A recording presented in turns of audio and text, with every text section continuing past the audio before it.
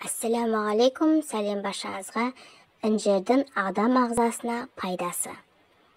Інжірдің құрамында калий, кальций, фосфор, магний, темір, мыс, В1, В3 және С дәрумендері бар.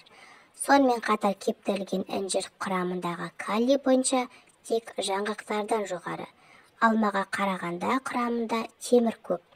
Сондықтан ол анемиямен ауыратын адамдарға кеңес беріледі.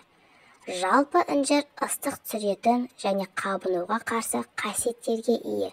Сондықтан суық тию және басқа да респираторлық аурулар үшін ұсынылады. Інжір ағашының жемісі талшыққа бай және жақсы қанықтырып, ұзақ уақыт бойы аштық сезімін жояды. Бұл асқынуға көмектеседі. Оның жағымсыз белгілерін жүрек айнуын, жалпы әлсіздік пен бас ауруын тоқтатады деп саналады. Фитин ферментінің арқасында інжір ағашы қан ұйғыштарын резорбциясына ықпал етеді.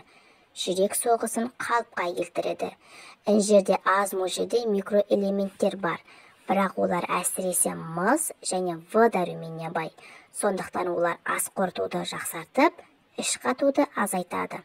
Май мен қандағы қант деңгейін бақылауға көмектеседі. Егерде менің видеом сіздерге ұнаса, арнама тіркеліп, лайк басып, комментарий жазып, қоңырауша белгісін басып қоюды ұмытпаңыздар. Сіздермен болғанмен Гүлназ.